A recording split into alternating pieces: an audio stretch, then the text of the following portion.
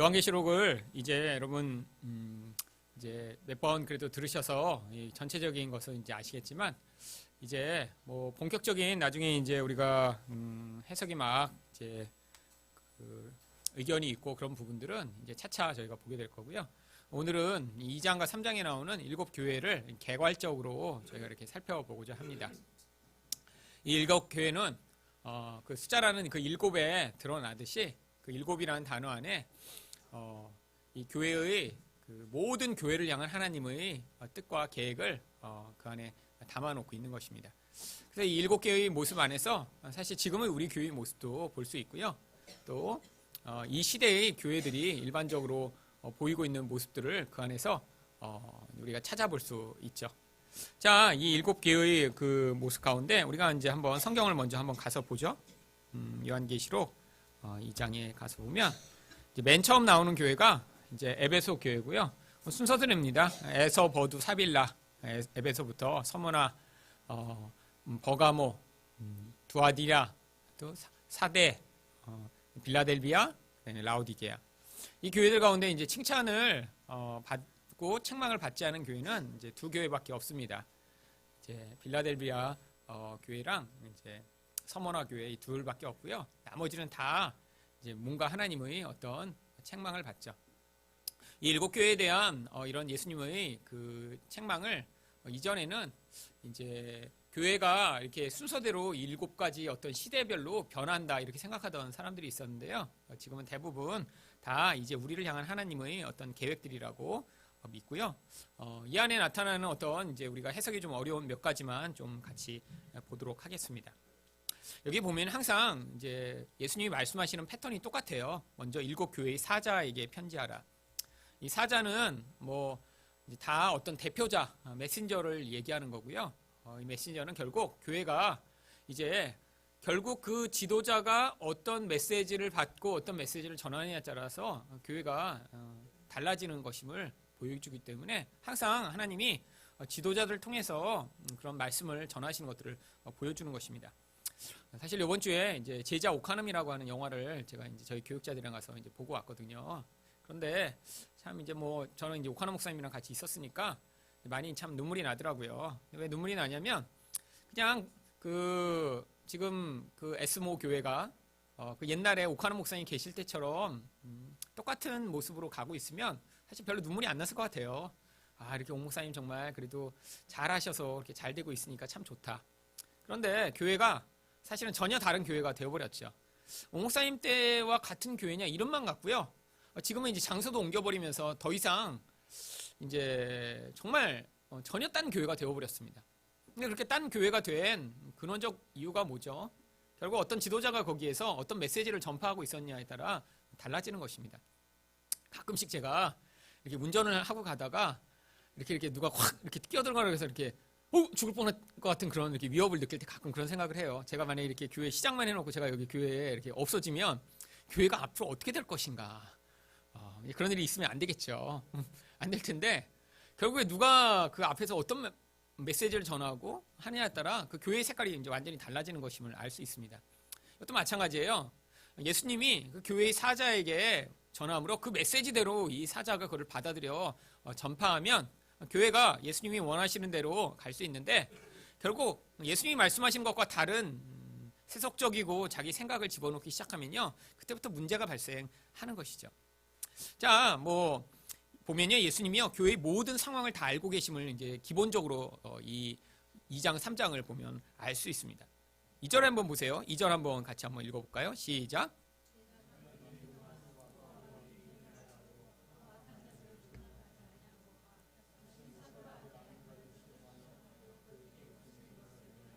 네, 교회에서 벌어지고 있는 모든 상황들을 예수님이 다 알고 계신다는 것입니다.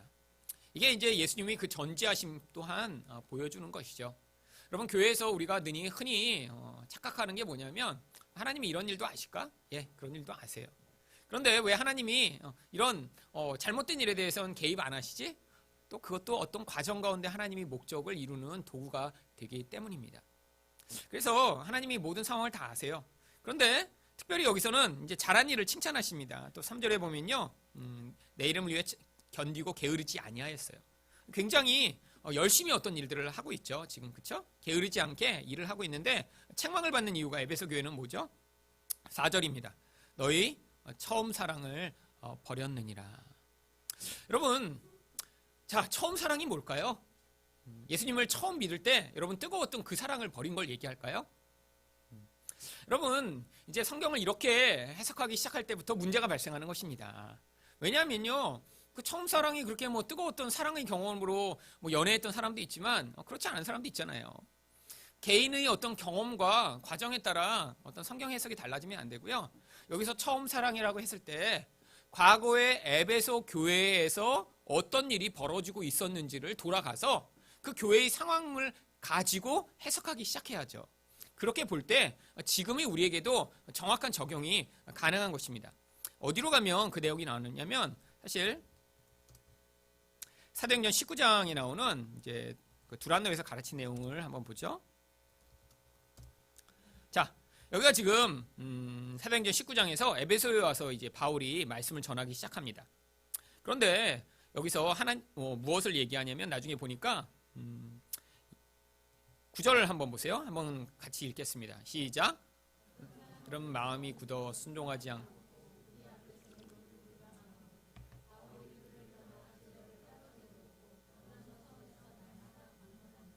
네. 맨 처음에 바울이 이제 에베소에 가서 한 일이요. 이 말씀을 강론했습니다. 근데 얼마나 했냐면요. 그 10절에 보면 2해 동안 이같이 하니. 고대에 이제 성경의 역본들이 이제 몇 가지가 있는데요. 어떤 성경, 그 당시 어떤 상황들을 조금 더 이제 설명으로 부가한 그런 설명에 보면요. 매일 바울이 점심시간부터 매일 5시간씩 이 브란노 서원에서 말씀을 강의했다라고 하는 그런 기록이 남아있기도 합니다. 여러분, 매일 5시간 동안 성경을 듣는다. 어떤 일이 벌어질까요? 사실 놀라운 일이 벌어지죠. 여러분 지금 말씀을 얼마나 듣고 계세요? 네. 일주일에 1시간 혹은 이 성경 공부하다 오시면 1시간 반. 네. 아니면 뭐 아침에 카톡 한 30초 읽으면 거기다가 플러스 뭐 6일 하니까 한 뭐 3분 정도 더해지고. 사실 우리가 말씀을 이렇게 깊이 있게 계속 반복적으로 그것도 다른 게 섞이지 않은 복음이 순수한 말씀을 듣는 게요 그렇게 많지가 않습니다. 그런데 여러분 2년이나 바울은요 매일 5시간씩 복음을 전하기 시작해요. 말씀 위에 사실은 한 공동체가 세워질 수 있도록 영향을 미쳤더니요 나중에 어떤 일이 벌어지냐면 사실 보세요. 첫 번째로 여기 나타나는 건요 뭐 12절 말씀 한번 볼까요? 같이 읽어보겠습니다. 시작. 임지어 사람들이 바울의 몸에서 손수건이나 앞치마를 가져다가 병든 사람에게 얹으면 그 병이 떠나고 악귀도 나가더라. 그러면 병고침과 귀신이 떠나가는 역사. 그런데 왜 여기에 이런 사건을 기록해 놨냐면요 이게 예수님이 하셨던 일과 똑같은 일이기 때문입니다. 그래서 여기에 바울이 전하던 이 말씀과 사역 위에 예수의 영이 그와 함께 하심으로 말미암아 예수님이 행하기를 원하셨던 것과 같은 일들을 행하고 있음을 보여주는 거예요. 그리고 또 한 가지는요 바로 이런 일이 나타남으로 말미암아 여러분 지금 완전히 예수 그리스도를 알지 못하는 그런 불모지에서 혼자 가서 지금 전하고 있는 거예요. 그런데 사람들에게 소문이 나기 시작합니다. 관심을 기울이게 만드는 거죠. 결국 사도행전에서는 늘 이런 기적과 이런 사건을 통해서 어떻게 만드냐면 사람들에게 어떤 호기심을 통해 예수 그리스도에게 나올 수 있는 통로를 제공하는 목적으로 이런 기적과 병 고치는 사건들이 벌어집니다. 여러분 이게 바로 한국교회에도 여태까지 나타났던 거예요. 여러분 기독교가 맨 처음 전파될 때 무슨 일이 벌어졌죠? 병자들이 많이 나왔습니다. 귀신들도 많이 치료받았어요. 그래서 사람들이 여기 무당보다 더 강한 그런 신이 있나 보다 그렇게 해서 교회에 몰려들었죠. 그런데 아직도 거기에서만 머물러 있으면 안 되는 것입니다. 사실은 그러니까요 이런 소문이 나기 시작하니까 다음에 어떤 상황이 벌어지냐면 14절에 보니까 스게와의 7 아들도 예수 이름으로 막 귀신을 쫓아내는 일을 하다가 나중에 엄청나게 창피를 당하는 일을 경험하죠. 그런데 여기서 이런 말씀을 전하는 가장 궁극적인 일들이 어떻게 나타나냐면 18절과 19절을 읽어보겠습니다. 시작. 믿은 사람들이 많이 와서 자복하여 행한 일을 알리며 또 마술을 행하던 많은 사람이 그 책을 모아가지고 와서 모든 사람 앞에서 불사르니 그 책값을 계산한 적 은 5만이나 되더라. 그럼 이 에베소라고 하는 지역 자체가요 이 귀신을 섬기는 그런 영향력이 아주 강했습니다. 이게 이제 헬라 문화적 영향력이에요. 헬라의 그 사람들은요, 이 많은 귀신들을 뭐 그들은 신이라고 하는 그런 이제 귀신들의 영향력을 받고 있었고요. 특별히 사람들은요, 이제 귀신의 힘을 빌어 마술로 사람들의 운명을 조종하고 또 어떤 신비한 일을 하는 일들을 많이 했습니다. 당시에는요, 그래서요, 누군가 내가 짝사랑을 해요. 근데 저 사람이 나를 별로 안 좋아해. 그러면 이 마법사를 찾아가는 거예요. 그럼 마법사마다 자기 비법을 적은 책을 다 갖고 있습니다. 그래서 그 비법이 나온 대로, 자, 고양이 앞발이랑 뭐 사과 뿌리랑 뭐를 갖고 섞어갖고 끓인 다음에 자, 이걸 마시면 된다. 아니면 그 사람의 침대 밑에다 몰래 갖다 넣어놔. 이런 식의 비법을 해주는 거예요. 그러면 정말로 귀신이 이제 역사하기도 했겠죠. 그래갖고 이 비법을 적은 책들이 누구만 가지고 있었냐면 자기와 관련된 그 사람들만 가지고 이 책값이 엄청나게 비쌌습니다. 당시 기록에 의하면요, 이런 마법의 이야기를 적은 책 한 권에 집 한 채 가격과 비슷했다고 그래요. 그러니까 무슨 얘기예요? 지금 만약에 집 한 채다 그러면 책 한 권에 3, 4억씩 하는 거죠. 왜냐하면 그 책 한 권을 가지면 문화가 그랬기 때문에 훨씬 더 돈을 많이 버는 것입니다. 왜 사람들이 이렇게 비싼 책을 살까요? 그걸 가지면 궁극적으로는 훨씬 더 많은 돈을 버니까. 결국 엄청나게 많은 마법사가 있었던 거예요. 그런데 놀라운 일이 벌어집니다. 사람들이요, 자기의 그 돈, 자기의 집문서가 같은 거죠. 또 자기의 생존이 달린 것 같은데 갖다가 불태우기 시작합니다. 여기는 은 5만은요, 정말 지금의 돈으로 하면 수십억 원에 달하는 엄청난 돈이에요. 왜죠? 복음의 영향력으로 말미암아 참된 하나님이 누구신가를 발견하게 되는 일이 있었던 것이죠. 바로 이런 일로 말미암아 20절에 그 결과를 이렇게 얘기합니다. 같이 읽겠습니다. 시작. 이와 같이 주의 말씀이 힘이 있어 흥왕하여 세력을 얻으니라. 결국 결론은 항상 어디로 돌아가야 돼요? 하나님의 말씀의 영향력이 세워지는 것으로 나타나야 되는 거예요. 이렇게 말씀이 바로 세워져야 그 말씀에 따라 나타나는 모든 결과들이 하나님이 원하시고 뜻하시는 결과들을 얻어낼 수 있는 것입니다. 자, 이게 바로 에베소 교회가 가졌던 첫사랑인 거예요. 지금 예수님이 이거를 돌아가서 이때를 얘기하시는 것입니다. 처음에 그들은 말씀을 받았고요. 그 말씀에 따라 하루에 5시간씩 말씀을 들으면서도 지치지 않고 그 말씀을 더 듣고 싶고, 말씀으로 인해 그 본질이 변하니까요, 자기에게 가장 소중한 것이라고 하는 것도 다 불태우면서 예수 그리스도를 향한 그런 헌신을 드릴 수 있는 사람들이었는데 변한 거죠. 시간이 지나면 교회가 커졌습니다. 에베소 교회가 나중에 가장 큰 교회 가운데 하나예요. 사람도 많이 모였고요. 지역 자체가 부자니까요, 사람들이 헌금을 내서 다른 교회보다 이런 큰 교회를 세웠습니다. 일도 많이 했어요. 그런데 뭐가 사라진 거예요? 말씀의 이런 삶의 근원을 두고 그 말씀이 인도하는 대로 사랑하는 자들이 점점 사라지면서 그냥 원래 교회가 굴러가는 일들을 하고 있었던 거죠. 자기를 드러내고 그 가운데 그냥 편리를 야기하는 일들을 쉽게 하면서 정말 이 본질에서 사라진 것입니다. 첫사랑이라는 게 바로 그건 거예요. 하나님의 말씀의 기본으로부터 떠난 그 모든 행위, 그게 바로 첫사랑에서 떠난 것입니다.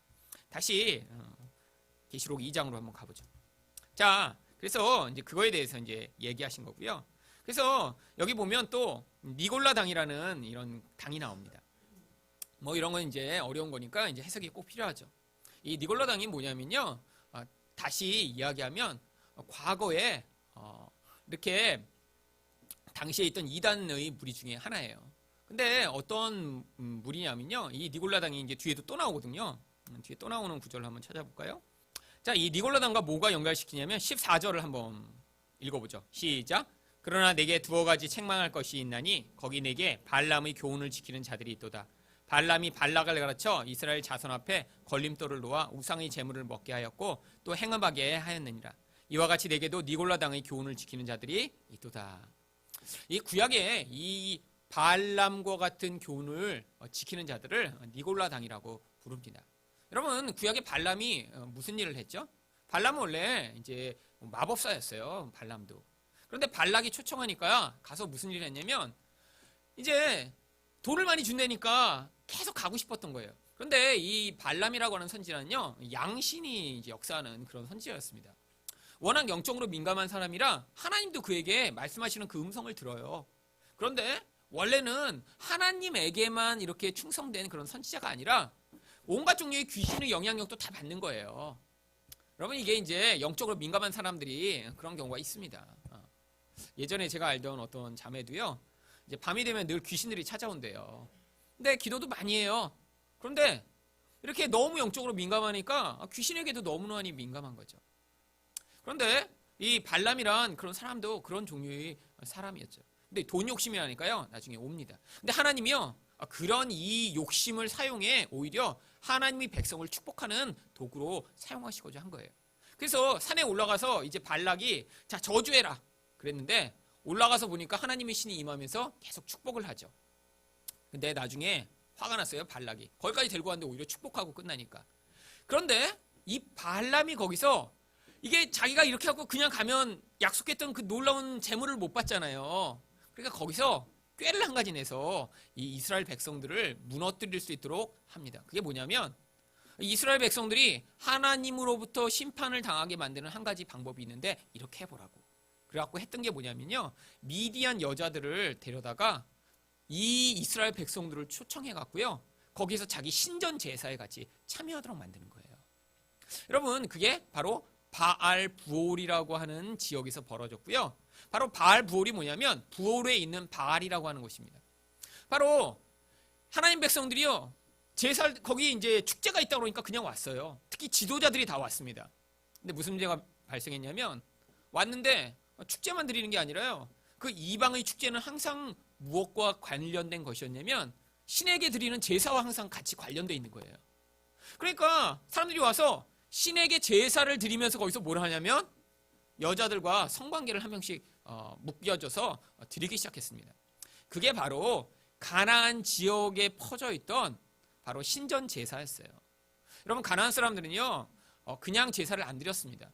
제사를 드리는 목적은 항상 뭐죠? 여러분, 세상 사람들이 왜 우상을 숭배하죠? 자기 풍요와 안정을 위한 목적 때문에 귀신을 섬깁니다. 당시에도 마찬가지예요. 내가 풍요롭게 돼야 되거든요. 근데 가나안 지구에서 풍요롭게 되는 방법은 뭐냐면, 땅에서 곡식이 잘 자라야 돼요. 포도도 잘 자라야 되고 밀도 잘 자라야 되고. 그러는데 거기는 비가 잘 오지 않거든요. 하늘에서 비를 내리는 방법으로 그들이 고안해낸 게 뭐냐면, 바알과 아세라가 있는데, 이 바알은 남자신이고 아세라는 여자신입니다. 근데 이 둘이 부부예요. 근데 이 바알이 원래 비와 폭풍을 관장하는 신이에요.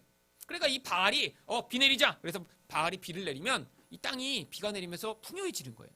근데 바알이요, 비를 잘 안 내려요.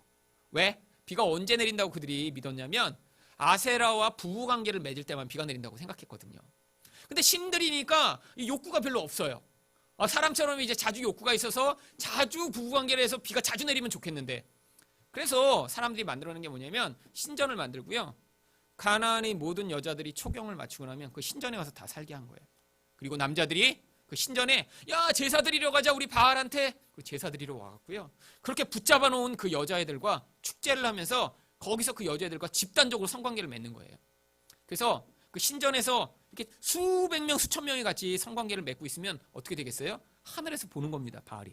어머, 그동안 잊어먹고 있었네. 아세라, 일로 와 보세요. 그래갖고 거기서 부부관계를 맺으면 이 땅에 비가 온다고 한 거죠. 여러분, 여기 안에 뭐가 담겨 있죠? 이 인간의 욕망과 죄악이 다 거기 안에 담겨 있는 것입니다. 결국 남성 중심 사회에서 이 여자들을 그렇게 다 성적 놀이개로 삼고자 하는 이 욕망, 또 그걸 통해 신이 기뻐해서 이 땅에 비를 내림으로 말미암아 우리를 풍요롭게 한다는 이 성공과 풍요에 대한 욕망, 바로 그 일을 하나님 백성조차 하게 만든 거예요. 여러분, 이게 바로 니골라당의 교훈입니다. 뭐예요? 여러분, 신약시대에도 똑같은 일이 벌어지고 있어요. 무슨 일이요? 하나님을 이용해 너희 풍요와 너희 성공을 구하라. 하나님이 그렇게 복 주신다. 여러분, 이게 바로 니골라당의 교훈인 거예요. 여러분, 한국교회가 사실은 지금 이렇게 무너지기 시작했던 사실 근원이요, 복음 위에 교회가 세워진 게 아니라요, 교회에 많은 사람들이 모여들었는데 처음엔 다 어떻게 왔냐면 예수 믿고 복 받고 부자 되고 병 나으려고 교회에 왔어요.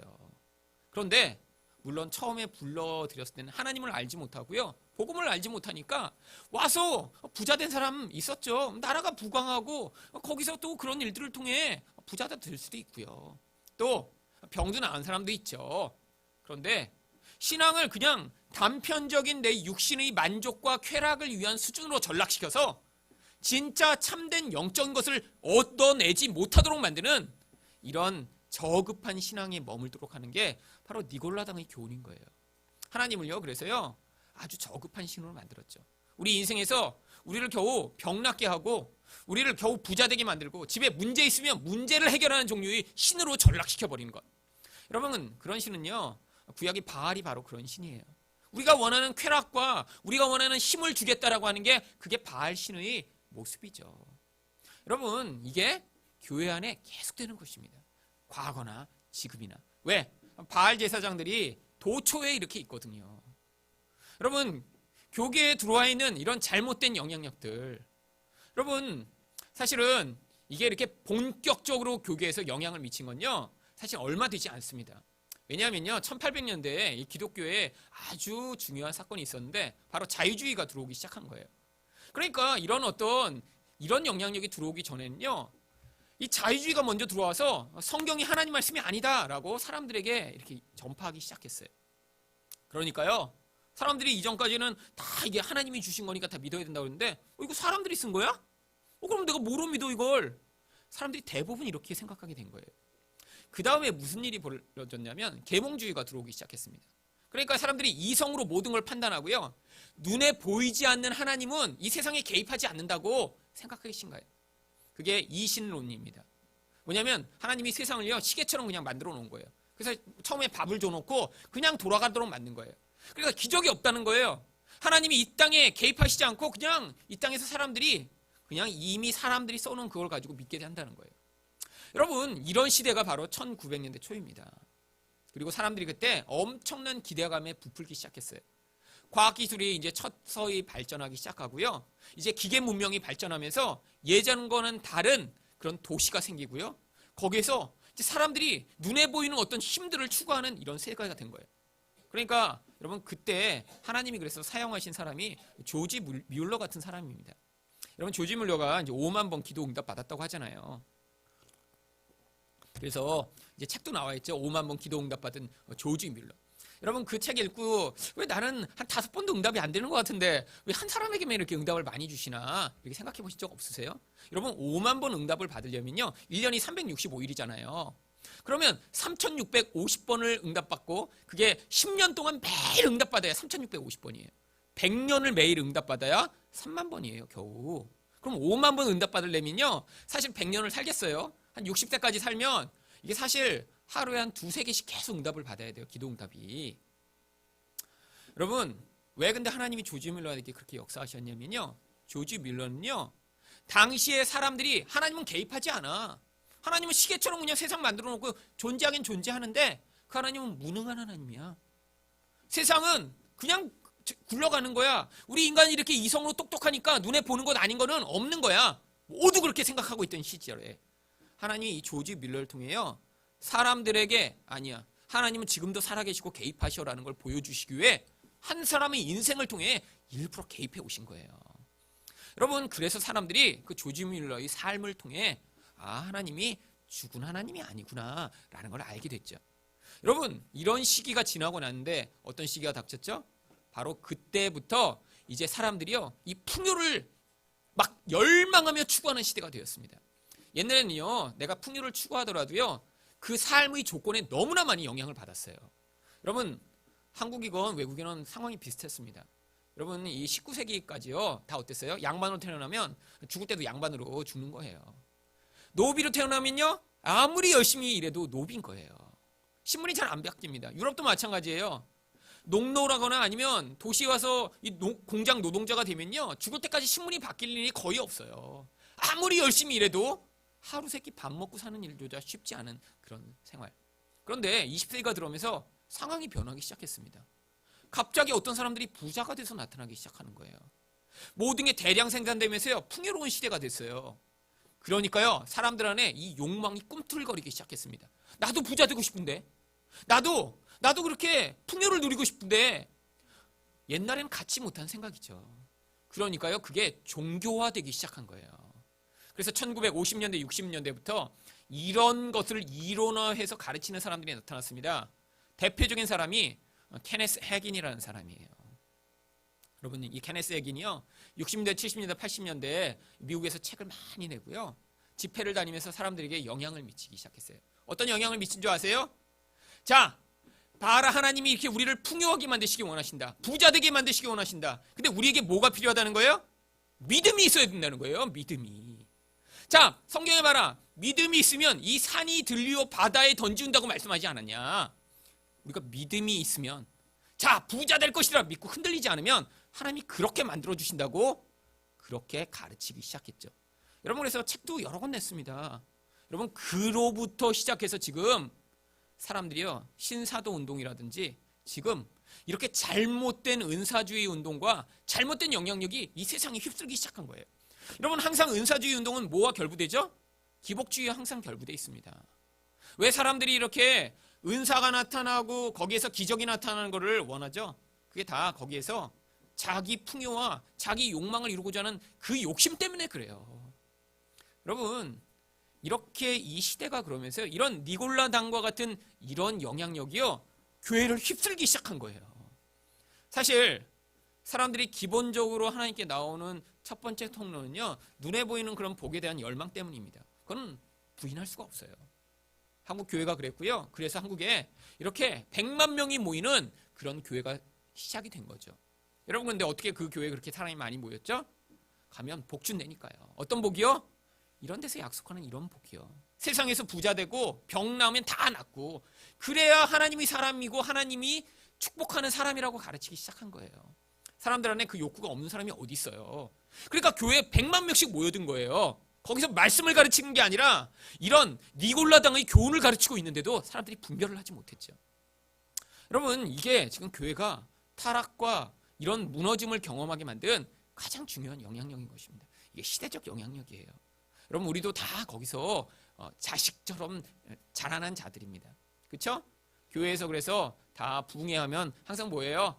헌금 낸 대로 하나님이 복을 주시니까. 그래갖고 이제 사람들에게 계속 강요하죠. 은사는 교회를 세우기 위한 목적으로 하나님이 주시는 거예요. 물론 지금도 모든 은사는 저는 있다고 믿고요, 그 은사들은 반드시 필요하다고 믿습니다. 그런데 사람들은요, 그 은사를 통해 뭘 하고자 하는 줄 아세요? 다 자기 풍요와 미래의 불안을 벗어나기 위한 도구로 사용하고자 하죠. 그러니까 문제가 생기는 거예요. 자꾸 누군가 예언을 받았다 그러면요, 그게 성경적으로 무슨 의미인지를 알지 못하고 사람마다 다 미래에 대해 두려워하거든요. 아프면요, 얘가 지금 나을까 안 나을까 두렵고요, 지금 어디 뭐 직장을 못 가고 있으면요, 내가 직장에 갈까 안 갈까 두렵고요, 결혼 못 하고 있으면 언제 결혼할까 너무너무 알고 싶어요. 여러분, 문제가 있는 사람 가운데 여러분, 만약에 내년에 그런 상황이 어떻게 되는지 알면 지금 불안해할 필요가 전혀 없잖아요. 특히 우리 여기 30이 넘어가고 있는 우리 자매들, 여러분, 언제 결혼할지 여러분이 확실히 알고 결혼할 사람이 딱 정해져 있다면 지금 뭐 막 룰루랄라 뭐 늘 행복하게 아무런 불안 없이 지내는데, 그러니까 여러분, 누구 와서 그럼 예언해 준다 그러면 여러분 한번 받고 싶죠? 여러분, 내 예언의 의미가 뭔가요? 예언의 의미가, 여러분, 예언이라는 건요, 하나님의 나라가 성취될 것에 대한 선포를 예언이라고 성경이 이야기하고 있는 거예요. 여러분, 구약 성경에서 그래서 늘 예언을 한 거예요. 왜죠? 아직 하나님 나라가 이루어지지 않았어요. 하나님 나라는 어떻게 이루어지죠? 예수님이 오시면 그때 시작되는 게 하나님 나라예요.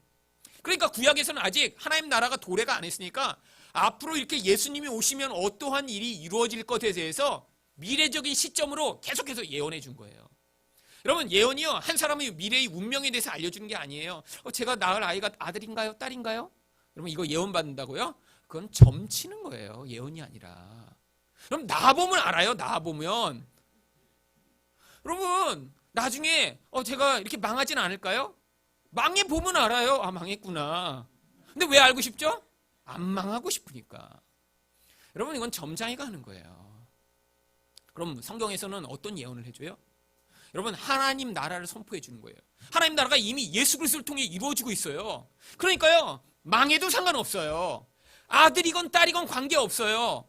하나님이 우리를 선택하셨고 우리를 책임지신다고 약속하셨으면요, 하나님의 뜻에 따라 반드시 우리 인생은요, 선하게 결론 지어질 거예요. 지금 실패해도요, 지금 무너져도요, 지금 낙심해도요, 하나님 우리를 버리지 않으신다고 약속하셨으니까. 하나님의 나라가 우리 안에서 이루어질 거예요. 하나님이 행하신 그 선하신 일이요 반드시 결론 지어질 거예요. 여러분 그걸 선포하는 게 예언입니다. 그러니까요 설교가 예언이에요. 사실은요. 설교 때 무슨 예언을 하죠? 여러분이 앞으로 부자 될 거라고 예언해 주나요?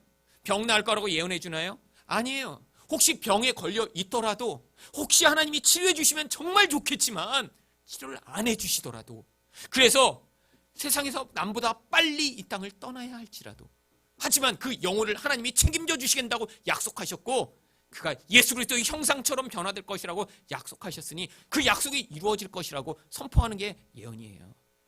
여러분 돈에 대해서 지금 불안해하고 초조해하는 사람한테 앞으로 돈 걱정 없이 살 거라고 얘기해 주는 게 예언이 아니에요. 돈이 네 인생을 파괴하지 못하고 돈보다 강하신 하나님이 너를 지키고 계시고 그 돈의 그런 영향력에도 불구하고 네가 하나님만을 의지하고 사랑하는 자가 되도록 만들어 가실 것이다 라고 선포하는 게 그게 예언인 거예요. 여러분 사람들이 이렇게 잘못 알고 있으니까요 이런 기복주의자들 이런 니골라 당이 교회 안에 밀려 들어오기 시작했고요 사람들을 유혹하기 시작한 거예요. 지금 교회가 똑같이 지금 가고 있습니다. 사람들이요 이게 무슨 의미인지 모르니까요. 여러분 이렇게 거짓말하는 사람들이 교회에 들어와 있는데 그걸 분별해서 바로 선포하는 것 그게 바로 교회의 사자에게 맡겨진 일이죠. 자 뒤에 또 나가보죠. 오늘 이제 3장까지 해야 되니까 자 그래서 뭐 여기서 하나님이 뭐 흰돌도 주고요 뭐 이런 특별한 선물을 주신다 그러는데 다 이건 영생을 표현하는 것입니다. 새 이름은요 예, 우리한테 하나님이 지금 이 땅의 이름이 아니라 하늘에서 정말 우리를 통용하는 그런 것을 주시는데 이게 뭐냐면 우리가 새로운 존재가 될 것임을 보여주는 거죠. 이름은요 항상 한 사람의 존재의 정체성을 보여주는 거고요. 우리 존재가 달라지는 거예요. 여러분 우리 존재가 어떻게 달라지죠? 예수 그리스도와 똑같은 자로 달라지는 거예요. 바로 그게 우리에게 주어지는 새 이름입니다. 그래서 이것도 영생을 얘기하는 거예요. 우리가 예수님처럼 된다. 자, 그 다음 이제 두아디라 교회 가기 전에 뭐 이제 서머나도 한번 보죠. 빨리. 자, 서머나 교회 얘기해요. 근데 서머나 교회는 어때요? 내가 내 환난과 궁핍을 알거니와 실상은 내가 부요한 자니라. 여러분 이 말씀만 한번 보세요. 서머나 교회는요 너무너무 가난한 교회였고요 약한 교회였어요. 근데 하나님이요 환난도 아시고요 궁핍도 아세요. 그런데 어떻게 해주세요? 아는데 그러면 지금 네가 환난을 당하고 궁핍을 당하니까 내가 너를 환난도 면하게 해주고 궁핍도 안 당하게 해줄게 이렇게 하는 게 아니라 그냥 네가 부요한 자라는 걸 믿어라 그리고 끝나세요. 이게 이제 영적 현실인 거예요. 이걸 못 믿으니까 지금 두렵고 힘들고 아프고 고통스러운 거죠. 이걸 믿으면요 그 상황에서 요동함이 없어야 돼요. 못 믿을 때 계속 우리가 무엇을 믿고 있는가를 드러내죠. 자 그래서 여기서 이렇게 지금도 환난과 궁핍이 있는데요 앞으로 어때요? 앞으로 또 장차 고난이 닥쳐온대요. 그런데 그 고난 가운데 뭘 주신대요? 이기면 생명의 관을 내게 주리라. 많은 사람들이 근데 이걸 또 어떻게 착각하냐면요 이제 아직 영생이 확정이 안 됐어요. 근데 지금 막 이렇게 또 지금도 힘들어 지금도 엄청 힘든데 더 심한 시험이 온대. 그러니까 더 심한 시험? 근데 이걸 못 이기면 이거 왜요? 생명의 관이 없는 거예요. 그럼 이걸 이기면 남들이 못 받는 생명의 관을 얻게 되는 거죠. 여러분 이 생명의 관이라는 일단 단어조차 우리가 이제 일단 오해하고 있습니다. 이건 뭐 제가 하도 많이 해서 이제는 그래도 지난번에 해보니까 이거는 이제 자주 했더니 그래도 이제 여러분 가운데 아는 사람들이 생겼더라고요. 이런 거 있을 때 제가 이제 아주 감사합니다. 여러 번 반복했을 때 이렇게 아는 사람들이 생기면 웬만해서 잘 몰라요. 자, 생명의 관.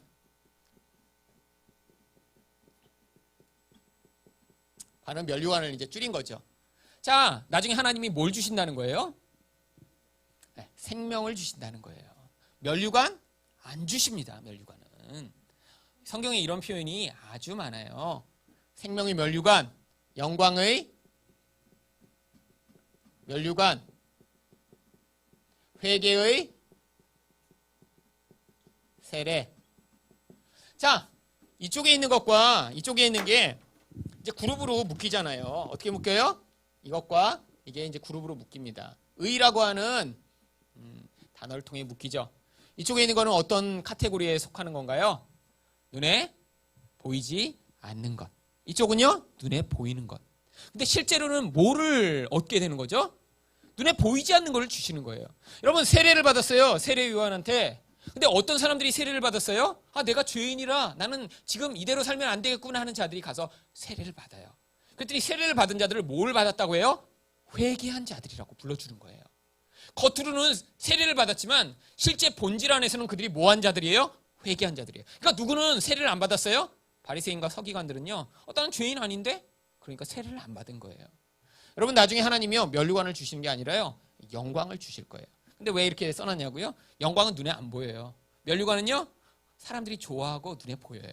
사람들이 이걸 받는 줄 알았는데 갔더니요 이거 없이 영광만 주신다고 하나님한테 따지지 마세요. 이거 주시려고 그냥 얘기하는 거예요. 이거는요 지금 우리가 좋아하니까 그냥 눈에 보는 것에 사실 담아서 이걸 줄 거라고 얘기하는데 사람들은 사실 이걸 받을 줄 알고 지금 막 좋아했는데 나중 가면 이 영광 받고 생명 받고 나중에 하나님이 은혜를 받는 거예요. 천국에 가면요 눈에 보이는 뭐 그런 걸 받아갖고 우리가 행복하고 즐거운 곳이겠어요? 여러분 거기는요 물질적인 세계가 아닙니다. 하나님 나라에 가면 뭐 금길이 깔려 있으면 더 좋겠어요? 아니에요. 하나님 나라는 그런 눈에 보이는 세계가 아니에요. 지금요 영원한 것들을 이런 유비적인 것에 담아서 우리에게 표현하고 보여주시고 있는 것이죠. 여러분 하나님 나라에서 하나님이요 이런 놀라운 생명과 은혜를 우리에게 부어주시고자 하는데 그것을 모두 다 생명이라고 하는 거예요. 여러분 그런데 이걸 우리가 열심히 지켜내면 이걸 얻는다고요? 여러분 하나님이 우리에게 요구하시는 의의는요 예수 그리스도와 똑같은 의의밖에 없는 거예요. 여러분 여기서 열심히 하면 여러분 나중에 천국에 가서 상이 더 크실 거라고 생각하세요? 이게 바로 한국교회가 여태까지 잘못 가르쳐온 상급론입니다. 여러분 천국에 가면요 여러분이 열심히 했다고 여러분이 상급이 크면 여러분이 가 계신 그곳은 천국이 아니에요. 거기는 아마 하나님이 안 계실 거예요. 그럼 누가 있겠을까요? 죽은 다음에 갔는데 하나님은 안 계신 곳? 그럼 그거 지옥일지 몰라요. 여러분 착각하지 마세요. 여러분 여러분이 천국에 가는 유일한 근거는요 예수 그리스도의 의 하나밖에 없는 거예요. 여러분 그 예수의 의가 뭐라고요? 완벽한 사랑을 만들어내는 기준밖에 없어요. 그런데 거기다가 뭘 더해요? 내가 열심을 더했어. 그래갖고 나중에 갔더니 집이 커져. 막 여기서 막 헌금을 한 사람은 가서 막 집도 커지고 막 예배 안 빠진 사람은 막 벽이 다 붙어 있고 예배 3번째 빠졌으면 막 구멍이 숭숭 난 이런 구멍이 있는 집에 살고. 제가요 그래서 중학교 때 얼마나 낙심을 많이 했는 줄 아세요? 제가 폐렴에 걸려서 예배 한번 빠졌다고 옛날에 말씀드렸죠. 여러분 늘 이 천국에 갔다 왔다는 분들이 그렇게 간증하셨더래요. 천국에 갔다 왔더니 예배 빠진 그 횟수대로 집에 벽돌이 하나씩 없대요. 제가 폐렴에 걸려서 중학교 때까지 한 번도 예배를 안 빠졌었는데 제가 중학교 2년 때 처음으로 빠졌습니다. 그랬더니 우리 집에 갔는데 이건 한 번 빠진 건 나중에 이렇게 다시 돌이킬 수가 없잖아요. 영원히 우리 집에 구멍이 하나 있는 그런 집에 살아야 된다고 생각을 하니까 제가 아파도 가려고 그랬더니 의사 선생님이 그렇게 나가면 죽을지 모른다고 그래갖고 그냥 집에 있었죠. 여러분 천국에 우리 행위로 가서 어떤 걸 얻는다고요? 여러분 천국은요 하나님의 의가 아니면 들어가지 못해요. 하나님과 똑같아야 가는 곳이에요. 그런데 그 하나님과 똑같은 수준을 무엇만 가능해요? 우리가 열심히 해서 가능한 게 아니라 예수님을 통해서만 가능한 거예요. 왜 예수님을 믿으라고 하죠? 믿는다는 건요 나를 포기하고 그를 온전히 신뢰하는 것을 믿는다고 하는 거예요. 나는 불가능하다는 거예요. 여러분 구원을 많은 사람들이 착각하는 이유가 처음 예수 믿을 때는 하나님의 은혜로 맞지만 그 다음 내가 열심히 해서 어떤 결과를 만들어낸다고 해요. 아니에요. 구원을 그래서 전체적으로 이야기하는 거예요. 구원의 서정이라고 해서요 하나님이 우리를 불러내셨을 때부터 이 땅에서 이렇게 우리를 성화시켜 나가는 이 모든 과정도 다 구원이라고 부르는 거예요. 그러니까 이 성화도요 예수를 의만 의존하게 만드는 과정인 거예요. 그러면 어떤 자들이 이런 것을 얻어요?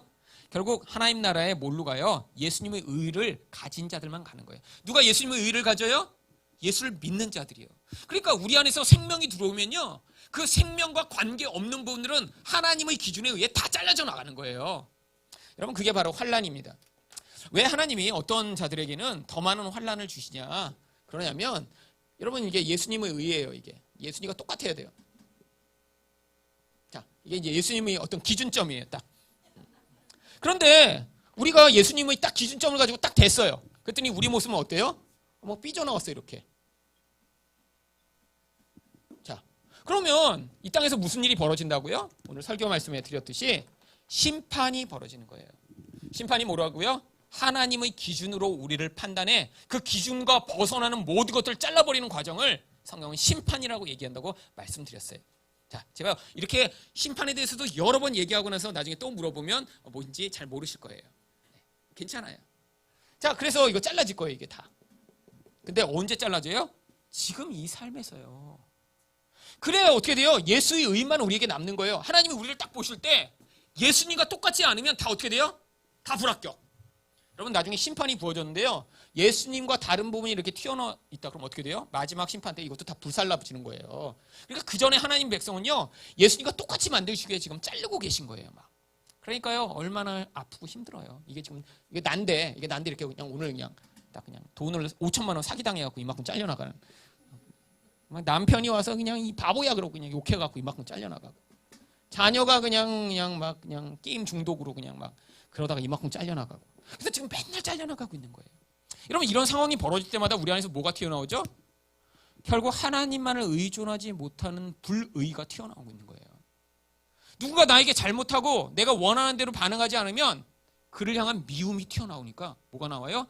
불의가 폭로되는 거죠. 근데 하나님이 그걸 폭로하시고 어떻게 하신다고요? 하나님의 백성은요, 지금 이렇게 잘라주신 거예요. 그래서 여러분 어떻게 된 거예요? 예수의 의만 남도록 지금 환란이 여러분을 상임해서 벌어진 거죠. 환란이 원래 무슨 뜻이라고요? 탈곡기라고 말씀드렸죠. 탈곡기가 뭐예요? 벽시가 있으면 이 벽시 안에 알맹이가 요만큼밖에 없습니다. 사실 이거보다 더 클 수 있나요? 어떻게 돼요? 탈곡기에 놓으면 이거 다 잘라버리잖아요. 나중에 요 알맹이만 남도록 만드는 거. 우리 인생에 그래서 환란이 이렇게 있는 거예요. 여러분, 사는데 지금 나이가 드시는데 환란이 없다. 내 인생은 환란이 없는 것 같아. 그럼 여러분 심각하게 의심해 보셔야 돼요. 내가 예수 믿는 사람 정말 맞나? 근데 환란이 많다. 그럼 그냥 확실하게 믿으시면 돼요. 아, 내가 예수 믿는 사람 맞구나. 여러분, 여러분 인생 가운데 나타난 축복으로 그걸 보는 게 아니에요. 환란이 많아. 막 내 인생에서 막 그냥 남편은 나를 배신했고, 막 돈도 배신해. 그냥 무생물인 것 같은데 그냥 막 돈도 배신해서 그냥 돈만 만지려고 그러면 그냥 돈이 꽉 깨물어 갖고 그냥 피를 철철 흘리고 돈 한 번도 만져보지도 못하고. 그리고 그냥 주변에 그냥 자식이라고 낳았더니 그냥 3살까지만 말 듣지 그 이후로 그냥 쭉 말을 안 듣고.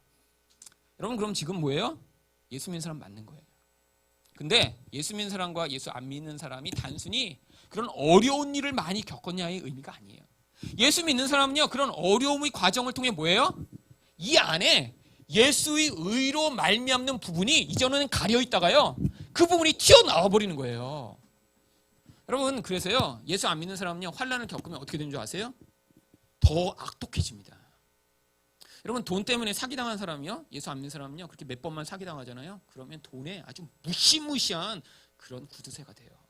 사람을 못 믿어요. 근데 예수 믿는 사람은요, 이렇게 사람에게 치고 돈에게 얻어맞고 여기서 환란을 당하면요, 그렇게 맞았는데 사람이 달라지는 거예요. 어떻게 해요? 이 안에서 자기도 알지 못하는 예수 그리스도의 영으로 말미암는 그 의가 우리의 본질이 잘라져 나가는 그 틈을 통해 이제는 어떻게 돼요? 옛날에는 이런 더러운 게 덮고 있었는데 이게 없어지니까 이제 이 부분을 통해 이런 생명이 드러나는 역할을 하는 거죠. 그래서 예수 믿는 사람에게 반드시 나와야 될 결과가 뭐예요? 사랑이라고 하는 열매가 나와야 되는 거예요. 이게 없으면요, 지금 교회 20년 다녔는데 여전히 사랑이 없다. 여전히 내가 사랑하는 사람만 사랑한다. 내가 미워하는 사람을 정해놓고 그 사람만 보면 자꾸 내 마음에서 불편하고 같이 있기도 싫고 밥 먹기 싫고 같이 뭘 하는 게 싫다. 여러분, 지금 심각한 문제가 있는 거예요. 여러분이 여기 예배를 얼마나 잘 드리고 기도를 얼마나 오래 하느냐 별로 상관없어요. 그건요, 그건 절에 다니는 분이 훨씬 잘해요. 여러분, 절에 있는 스님들은요 7년 5년씩 이렇게 바위에 들어가서 기도합니다. 굴 같은데. 그거 못해요, 일반 사람은요. 여러분, 힌두교요? 힌두교도요 히말라야 산속의 그 얼음 동굴에 들어가서 기도해요. 우리만 이렇게 따뜻하게 이런 데서 기도하잖아요. 기껏 해봤자 이제 산에 가서 나무 뿌리 정도 흔드는 정도죠. 그러면 그렇게 기도 못합니다. 여러분, 왜 그분들은 그렇게 기도해요? 인간의 행위로 자기가 신이 되어야 되니까요. 그러니까 여러분이 여기 지금 옛날보다 조금 교회 열심히 나오고 뭐 그걸로 내가 하나님의 사람이 됐다 이렇게 착각하지 마세요. 여러분 삶에서 지금 그 사랑의 행위가 나오고 있어야 돼요. 옛날보다 미워하는 사람이 두세 더 늘었어. 뭐 옛날에는 뭐 그냥 나랑 성격만 좀 안 맞으면 미워했는데 요즘은 성격 안 맞고 나보다 조금 이렇게 뭔가 못하면 다 미워. 그러면 지금 잘못되고 있는 거고요. 반대가 돼야 돼요. 반대가. 왜? 예수 그리스도로 말미암는 의는요, 하나님만 사랑하고 이웃을 온전히 사랑하는 사랑의 행위로 결과가 나타나게 되어 있기 때문이에요. 이게 안 되고 있으면 지금 심각한 것입니다. 여러분, 그래서 이걸로 우리가 하나님의 교회임을 증명하는 거예요. 이렇게 될 때 어떻게 돼요? 나중에 예수가 내 안에서 그 일을 행하신 거잖아요. 그러니까 이 예수로 말미암는 생명이 내게 주어지는 것을 생명의 면류관을 얻는다 하는 거예요. 그런데 여기다가 내가 열심히 했는데요, 이렇게 하는 사람들은요, 이거 못 갑니다, 천국에. 예수 외에 다른 것으로 천국에 하나님이 인정해 주시는 거 아무것도 없어요. 아무것도. 여러분, 복음이라는 게 뭐냐면 그래서 복음인 거예요. 누군가는 더 잘했으니까 더 칭찬받고 못했으니까 하나님이 미워하시는 게 아니라 예수 그리스도 외에 다른 것 아무 기준이 필요 없는 거예요. 그래서 우리 보고 예수님만 믿으라고 하는 거예요. 그래서 성경이 이것을 다른 표현으로 그리스도 안에서라고 표현하는 거죠. In Christ. 성경 읽어보세요. 수백 번이나 옵니다. 수백 번이. 왜죠? 내가 그리스도 안에 있을 때만 의미가 있는 거예요. 이러면 하나님이 나를 보며 내 사랑하는 자요, 내 이쁜 자구나. 내 의기준에 완벽하게 통과했구나. 왜? 예수님만 그렇게 하나님을 사랑하고 이웃을 사랑하신 분이니까요. 여러분, 우리 안에서 어떤 행위를 한 번 내놓는다고요? 여러분, 한 번 내놓을 수 있어요. 왜? 예수 믿는 사람이면요, 우리 안에 있는 예수 의의 행위가 한 번씩 나와야 돼요. 안 나오고 있으면 이것도 또 심각한 겁니다. 그러니까 여러분 가끔씩 하신 거예요. 그래서 여러분이요, 헌금도 하신 거고요. 여러분이요, 봉사도 하신 거고요. 누군가 한번 용서해 보시기도 한 거예요. 그런데 여러분, 그게 여러분 거였으면 지금 계속 하시고 계셔야죠. 왜 그때 한 번 하시고 왜 계속 안 하세요? 그러니까 지금 그게 우리 게 아니라는 거예요. 예수님이 내가 네 안에 있다 한번 보여주기 위해 문득 한번 보여주셨는데 그 다음부터 또 미운 놈이 또 생겨. 여러분, 우리가 정말 사랑하는 사람이 되어버렸으면 본질적으로 계속 사랑해야 될 거 아니에요. 그런데 한번 사랑하고 그 다음에 또 미운 사람이 생긴다는 건요, 우리가 그렇게 예수님처럼 아직 안 됐다는 거예요. 그러니까 우리 행위로 하나님께 인정받으려고 하면요, 우리는 바로 지옥 행위입니다. 그러니까 예수님으로만 하나님이 인정해 주신 다음에 예수랑 똑같네? 그래, 넌 통과. 그 다음에 어떻게 해요? 생명을 우리에게 주시고 영광을 주시고 우리에겐 모든 놀라운 복을 주시는 거예요. 그래서 우리가 천국에서 받을 것은 뭐밖에 없어요? 영생밖에 없어요. 혹시 여러분 가운데 이거 조금 억울한데요, 그러면? 남보다 헌금도 많이 한 것 같고 교회에서 봉사도 많이 했는데 이 젊은 사람들은 별로 안 억울해요. 돈도 별로 교회 바친 적도 거의 없고 뭐 헌신이라고 뭘 해봤어. 뭐 지금 대학부에서 GBS 리더 한 거밖에 뭐 없으니까 별로 뭐 이렇게 많이 안 바친 것 같은데, 이 나이 드신 분들은 이게 굉장히 억울한 분 계세요. 난 집을 뭐 세 채 팔아서 뭐 교회를 세우는데 막 이런 분들 계시거든요. 만약에 돌아가시기 전에 예수를 못 믿고 난 집 세 채 팔아서 하나님 이렇게 교회 세웠는데 이걸로 붙들고 나중에 천국 가려고 그랬으면요, 그분 천국에 안 와 있을지도 몰라요. 예수를 안 믿었거든요. 예수를 믿는다는 게 뭐예요? 내가 내놓은 의로운 행위를 붙들며 하나님 이거 인정받을 만하죠? 자기 의를 내세우는 게 아니라 하나님, 저는 이렇게 불가능한 자인데 저를 예수로 말미암아 구원해 주세요라고 하는 자들만 천국에 갈 수 있어요. 그러니까요, 이게 무서운 겁니다. 여러분, 한국 교회가 여태까지요, 기복주의와 바로 이 율법주의가 섞여 들어와서요, 사람들이 복음을 믿지 못했어요. 예수님은요, 예수 믿을 때 필요하고 그 다음부터는 열심히 해야 돼요. 열심히. 그러니까 신앙생활이 너무너무 힘든 거예요. 근데 모든 걸 다 열심히 할 수 없잖아요. 그래서 뭐만 열심히 하라고 그랬어요? 주로 세 가지 정도를 정해놨습니다. 첫 번째, 주일 성수 열심히 해야죠. 주일날 뭐 사 먹으면 안 돼요. 사 먹. 저는요, 지옥에 한 100만 번쯤 갔어야 돼요. 그러니까 제가 초등학교 때부터 사 먹었거든요. 주일 오후 예배 갈 때 그 유혹을 도저히 못 견뎠습니다. 저는 초등학교 때부터. 그리고요, 중학교 3학년까지는 공부를 안 하긴 했는데요, 고등학교부터는 어쩔 수 없이 주일날 공부했어요. 주일 성수 그때부터 오겠어요. 저는. 여러분, 그걸 왜 주일 성수를 주일날 뭐 안 사 먹거나 공부 안 하는 걸로 만들어놨죠? 딴 걸로는요, 평가가 불가능하니까요. 사랑, 얼마나 사랑했냐? 이거 얼마나 사랑하고 있어요, 지금. 이게 증명할 수 없어요. 근데 이거는요, 안 하면 내가 카운트를 할 수 있어요. 내가 지난 한 해는 한 번도 안 사 먹었네? 근데 문제가 생겨요. 그러면 사 먹은 인간들이 주변에 있거든요. 그 사 먹은 인간보다 나는 나은 사람이 될 수 있는 거예요. 그러니까 사람들이 거기에 집착한 거예요. 뭘 착각했기 때문에? 구약의 율법이 어떤 목적으로 주어졌는지를 착각했기 때문에. 아니, 로마서 한국 사람들 그렇게 좋아한다면서 왜 로마서를 안 읽으셨는지 모르겠어요. 로마서에 써있잖아요. 구약의 모든 의로 자기 의를 세우는 자들은 다 불의하다. 그러니까 예수님이 새로운 의를 주셨는데 그 새로운 의가 예수 그리스도 한 분밖에 없다. 아니 로마서는 길으면 갈라디아서라도 읽으면 됐는데 갈라디아서에도 맨 하는 얘기가 그거예요. 다른 의가 없나니 예수 그리스도 한 의밖에 없고 율법의 행위로 구원을 얻으려고 하는 자들은 어떻게 된다? 모든 것을 항상 지켜야 된다. 근데 모든 것을 항상 지킬 사람이 없잖아요. 그러니까 왜 사람들이 갈라디아서 로마서를 안 읽고 그 다음에 구약을 간 다음에 십계명인데 몇 개 꺼내서 나는 이렇게 안식을 지키라고 했으니까 주일날 뭐 안 사 먹었어. 근데 저 사 먹는 놈이 있네. 이 하나님도 모르는 악한 인간. 하나님 전 주일날 뭐 안 사 먹었으니까 착하죠? 여러분 예수 의지하지 않고 하나님께 가는 인간은요 그냥 맞아요, 맞아. 여러분 예수만 믿으라는 거예요. 그래서 불가능하니까요 우리는요.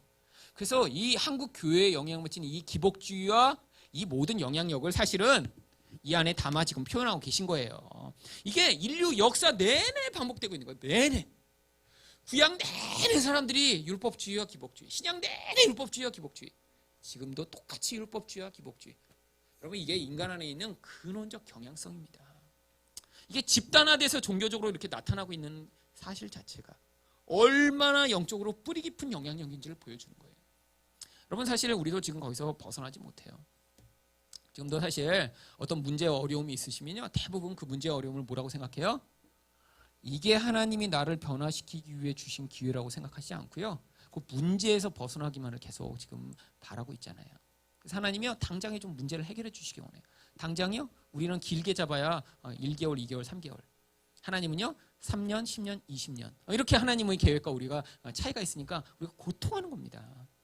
하나님은요 정말 10년, 20년씩 우리 인생을 가지고 계획적으로 인도해 나가고 계세요.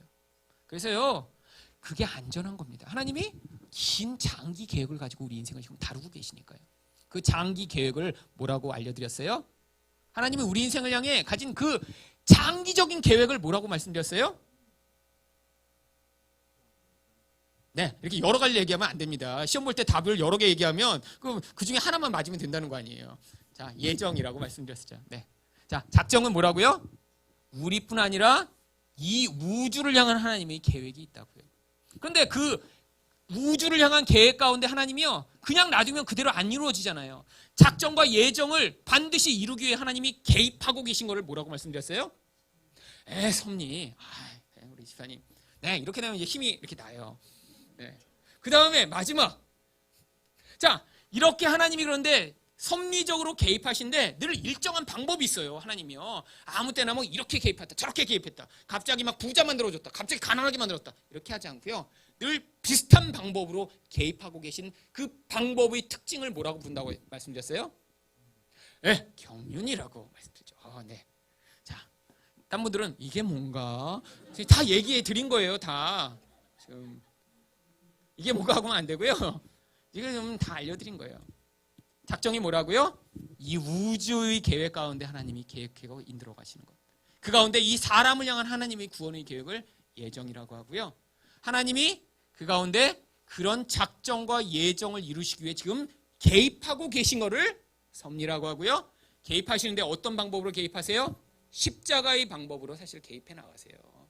그래서 그 십자가의 방법으로 개입하시는 늘 일정한 패턴을 경륜, 어드미니스트레이션이라고 부른다고 말씀드렸어요. 그래서 교회에 그런 방법으로 지금 개입하고 계신 거예요. 구체적인 뭐 이런 내용은요, 발람의 교훈 뭐 했고요, 두아디라 교회도 여기 이제 나중에 여선지자 얘기만 이제 다음 주에 좀 한번 보면서 말씀을 드리도록 하죠.